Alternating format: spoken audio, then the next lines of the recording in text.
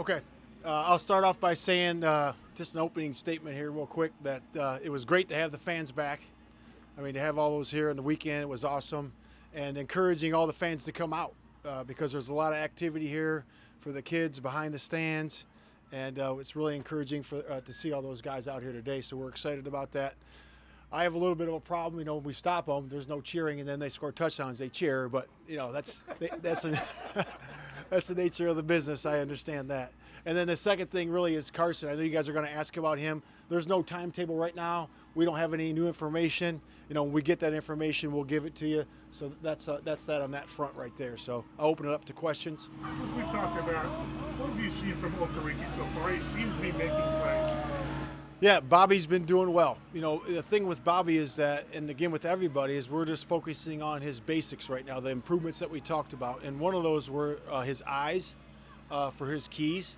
And the reason that's important is because when a linebacker reads his keys, he can get faster to his work, and make more plays. And as we used to say, hits on the ball. And that's what he's done. And you can see him hitting the ball either by tackle or by takeaway. And that's what he's done. He's done a good job with his keys and his eye discipline. The next thing Bobby needs to work on is his footwork, and he's continuing to work on that. So he's done a good job with that. And it's just all that's doing is taking him closer to the football, and that's what you're seeing on the field. Now, the instincts are built in with guys like that, though. How much, if he gets the technique where you want it to be, how much can his instinct, or how far can his instincts take him?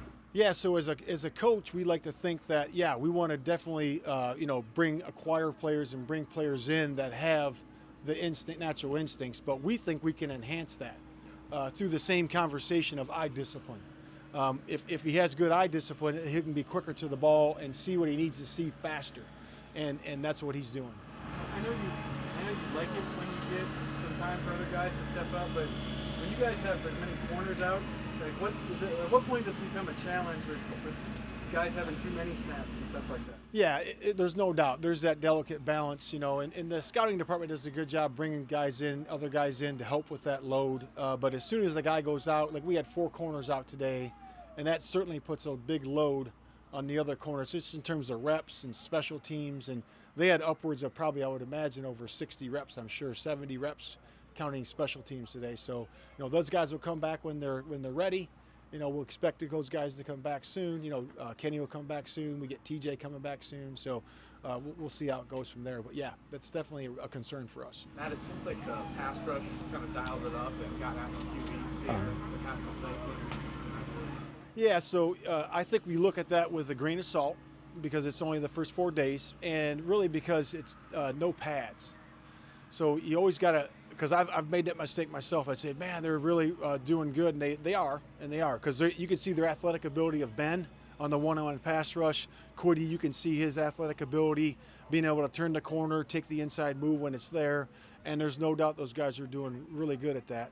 And Chemo too. And Chemo, I've seen, Chemo showed up today, saw his athleticism. He's moving around really good.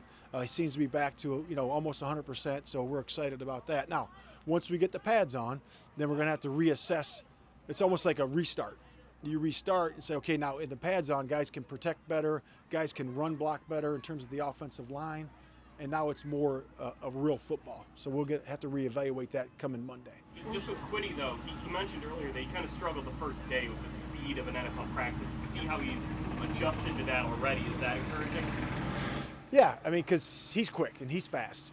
He wouldn't be here, if he wasn't, and so he just had to adjust to it. It's really just about the visual for the player and understanding of what the speed is, because when you're dealing with a high, an elite athlete like that they understand they have different gears where they can turn it all the way up and turn it down a little bit. So he's adjusted well.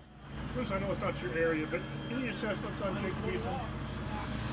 Yeah, I sat and had lunch with him yesterday. We sat and talked, and I asked him about, hey, anything you saw that you need me to clarify in terms of the coverages and all that. I do that with all the quarterbacks, so it's not really exclusive to him. But and yeah, we had a good conversation. I saw him go through some really good reads, really good progressions, throw some good balls today. I think he threw on time a lot today, so it was good. So, from me, from my point of view, I think he's doing well. He's progressing well. Matt, I know how competitive Frank is. I know he's been in meetings and so forth, but has that come across to you, though, that like he's ready to get back at it? Coach Frank? Yeah. Oh yeah, chomping at the bit. Yeah, so he's ready to go. He's going to be back, Monday.